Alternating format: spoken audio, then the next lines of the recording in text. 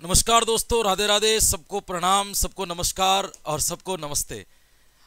जैसा कि आपने थंबनेल में देखा और बड़ा अजीब सा लगा होगा कि क्या इस वीडियो के अंदर ऐसी चीज बताई जाएगी कि पढ़ने का भी कोई समय फिक्स होता है या पढ़ने का भी कोई निश्चित समय होता है।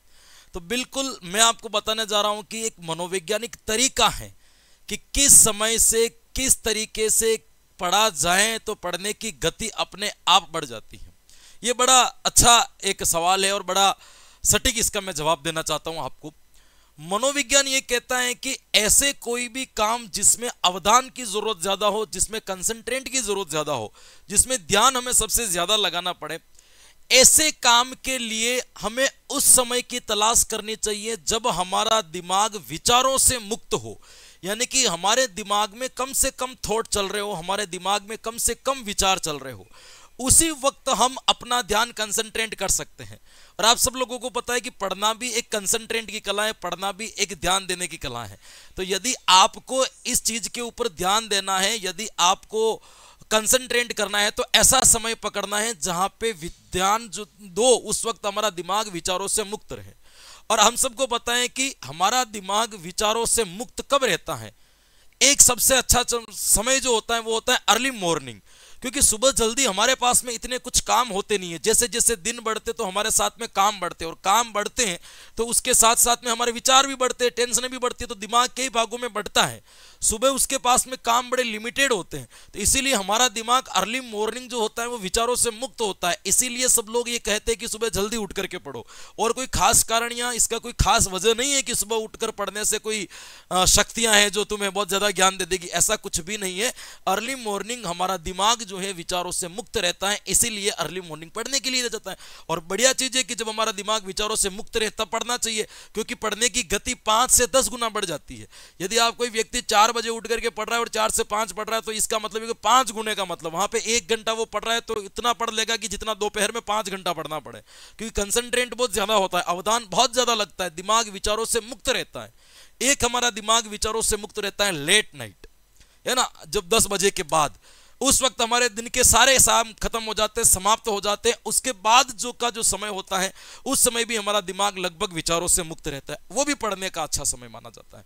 तो बिल्कुल ये सही है कि हमें मनोविज्ञान के अनुसार चलना चाहिए। मनोविज्ञान कहता है कि पढ़ाई तब करें जब दिमाग के अंदर कम से कम विचार चल रहे हों, और दिमाग के अंदर कम से कम विचार चलते हैं लेट नाइट या अर्ली मॉर्निंग।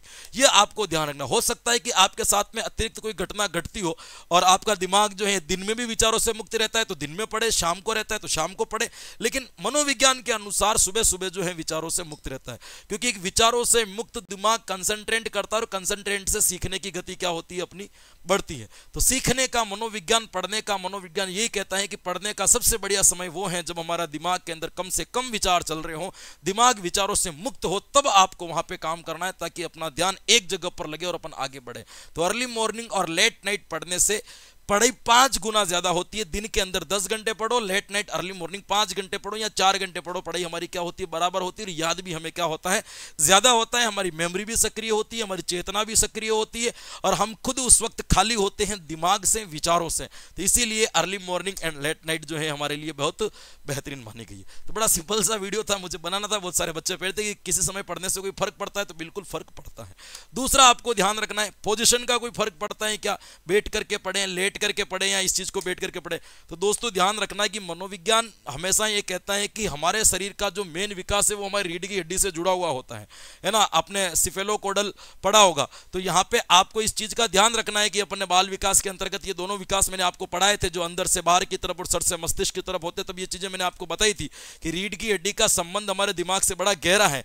यदि वो स्ट्रेट रहती है तो हमारा दिमाग बड़ा सक्रिय रहता है, और वो थोड़ी सी झुक जाती है तो हमारा दिमाग भी क्या हो जाता है दोस्तों, निष्क्रिय हो जाता है। जानवरों में और इंसानों में यही तो फर्क है, उनकी रीढ़ की हड्डी जो झुकी हुई होती है, इसीलिए उनके मानसिक विकास ज्यादा नहीं हो पाया। हमारी रीढ़ की हड्डी स्ट्रेट होती है, इसलिए हमारा मानसिक विकास ज्यादा हो गया। तो हमें यह भी ध्यान रखना है कि पढ़ते समय हम चेयर पर बैठ करके पढ़े, बिस्तर पर बैठ करके पढ़े, लेकिन ये ध्यान रखें कि रीढ़ की हड्डी के अंदर ज्यादा झुकाव ना हो। इसीलिए लेट कर पढ़ने वालों का ज्ञान थोड़ा सा कम होता है, चेयर पर बैठ करके या जमीन पर बैठ करके पढ़ते हैं, उनका पढ़ने की गति थोड़ी सी क्या हो जाती है, तेज हो जाती है। तो बिल्कुल जरूरी है कि पोजीशन भी कहीं ना कहीं मनोविज्ञान के अनुसार हमारे सीखने की गति को बढ़ाती है। भाई ध्यान केंद्र करने वाले ऋषि मुनि होते वो क्या कहते हैं, स्ट्रेट होकर के खड़े।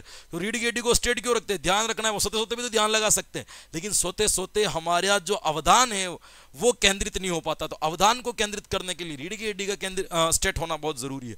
तो पोजीशन का भी फर्क पड़ता है और टाइम का भी फर्क पड़ता है। तो दोनों चीजें मैंने आपको बता दी कि कैसे पढ़ना है। अब अपना आपको जैसे ठीक लगे वैसे पढ़िए, अपनी तैयारी को मजबूत कीजिए। Thank you so much. और मनोविज्ञान के निःशुल्क बैच के लिए, शिक्षण वीडियो के निःशुल्क बैच के लिए हमारे चैनल को ज्वाइन करके रखें। वहां पे निःशुल्क आपकी क्लासेस चल रही है, जहां से आप अपनी तैयारी को मजबूत करें, टेलीग्राम पर टेस्ट दें और अपनी सफलता को प्राप्त करें। फिर मिलेंगे कुछ नए कंटेंट के साथ में, तब तक के लिए मुझे दीजिए आगे। Thank you so much. Radhe Radhe and जय हिंद।